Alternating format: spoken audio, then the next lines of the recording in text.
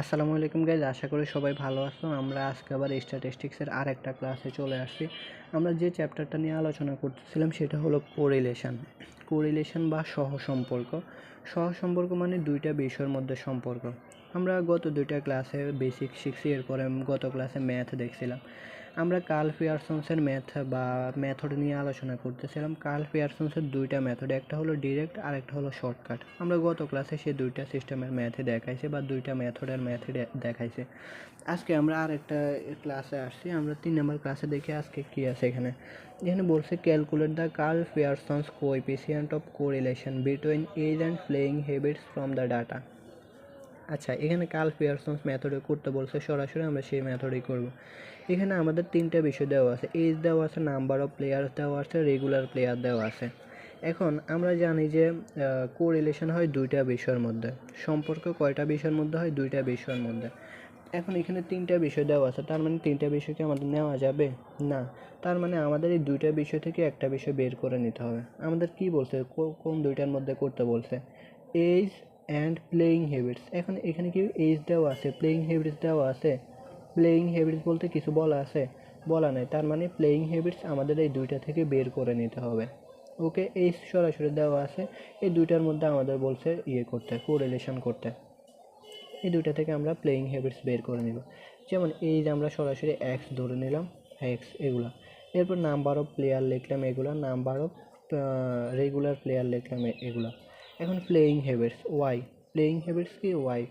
এখন playing habits কীভাবে বের করবো? যেমন টোটাল নাম্বার অফ প্লেয়ার হচ্ছে 500, এদের মধ্যে রেগুলার কতজন? 400। যার কারণে 400কে 500 দিয়ে ভাগ দিয়ে ইন্টু দিব কত? 100 দিলে যেটা আসবে সেটাই হলো প্লেয়িং হ্যাবিটস। এরপরে 400-র মধ্যে কতজন রেগুলার? 300 জন রেগুলার। এরপরে এটাকে আমরা ভাগ দিলে ইন্টু দেবে 100 দিয়ে, তাহলে আসবে 75। এরপরে হলো আমরা 300 জনের মধ্যে কতজন রেগুলার? 180 জন। তো 300 ভাগ 180 দিলে ইন্টু 100 দেবো, তাহলে আসবে 60। এভাবে আমরা এই প্লেয়িং হ্যাবিটসগুলো বের করে নেব। বের করে নিলে আমাদের, অর্থাৎ এটার মধ্যে এটা কত পার্সেন্ট এরকম আর কি, জাস্ট 500 জনের মধ্যে কতজন, 400 জন, এরকম আর কি, এগুলো বের করতে হবে। তাহলে প্লেয়িং হ্যাবিটস বের করার পরে আমরা সামেশন ওয়াইয়ের মান পাবো। এটা হচ্ছে এক্স, এজ হচ্ছে এক্স, প্লেয়িং হ্যাবিটস হচ্ছে ওয়াই। এই দুইটার মধ্যে থেকে আমরা প্লেয়িং হ্যাবিটস বের করে নেব। অর্থাৎ 500 জনের মধ্যে 400 জন কত পার্সেন্ট প্লেয়িং বা খেলা বা প্লেয়িং হ্যাবিটস, এরকম আর কি। এরপরে আমাদের, যেহেতু আমরা এটা করব কোন মেথডে, এটা আমরা ডিরেক্ট মেথডে করব। ডিরেক্ট মেথডের সূত্র হচ্ছে এটা। এরপরে এক্স ওয়াই আমরা বের করে নিচ্ছি। এক্স ওয়াই মানে কি? এক্স আর ওয়াইয়ের গুণফল। 20 ইন্টু 80 দিলে 1600, 21 ইন্টু 75 দিলে 1575, 22 ইন্টু 60 দিলে 1320। এভাবে আমরা এক্স ওয়াইয়ের বের করে নেব। এরপরে এক্স স্কোয়ার মানে 20 স্কোয়ার দিলে কত? 400, 21 স্কোয়ার 441, 22 স্কোয়ার 484, এগুলো আমরা করবো। এরপরে ওয়াই স্কোয়ার মানে কি? আমাদের ওয়াইগুলোর বর্গ করবো বা স্কোয়ার করবো। 80 স্কোয়ার দিলে 64,400।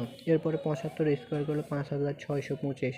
এরপরে 60 স্কোয়ার করলে 3,600। এগুলো আমরা বের করে নেব।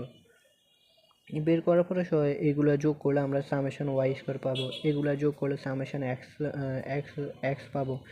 এরপরে এগুলো যোগ করলে আমরা সামেশন এক্স স্কোয়ার পাবো, এগুলো যোগ করলে সামেশন ওয়াই স্কোয়ার পাবো, আর এগুলো যোগ করলে সামেশন ওয়াই পাবো।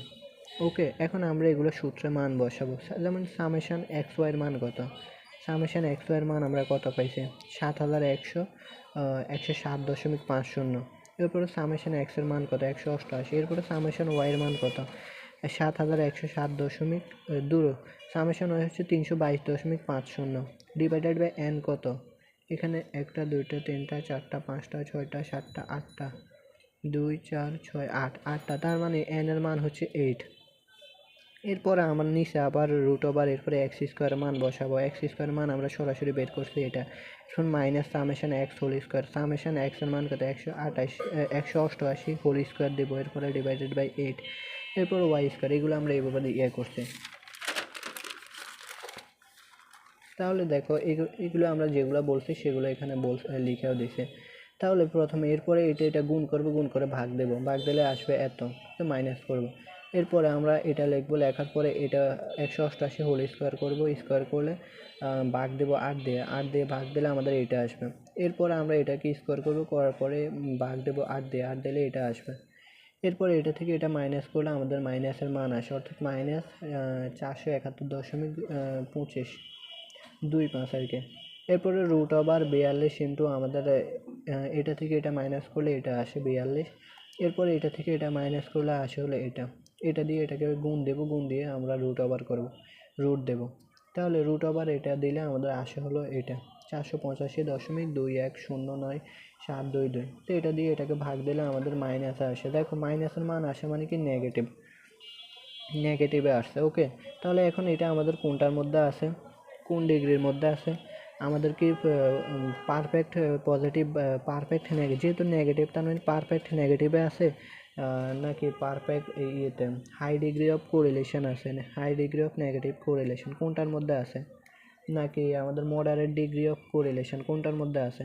আমরা যদি দেখি এটা আছে হলো 0.75 থেকে 1-এর মধ্যে। কিসের মধ্যে? 0.75 থেকে 1-এর মধ্যে।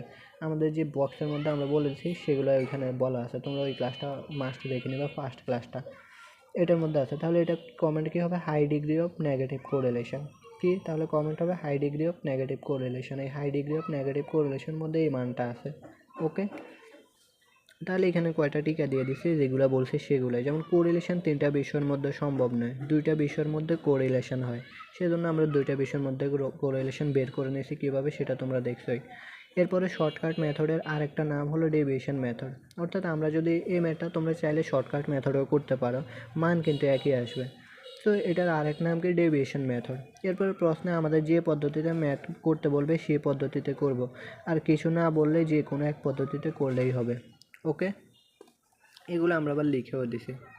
সো আমাদের যে বিষয়টা সেটা হলো, আমাদের যখন এরকম 3টা বিষয় দেওয়া থাকলে আমাদের কোনটার মধ্যে তুলনা করতে বলছে সেটা দেখতে হবে। এইজ আর প্লেয়িং হ্যাবিটস, কিন্তু এখানে তো প্লেয়িং হ্যাবিটস বলতে কিছু নাই, তার মানে প্লেয়িং হ্যাবিটস বের করে নিতে হবে।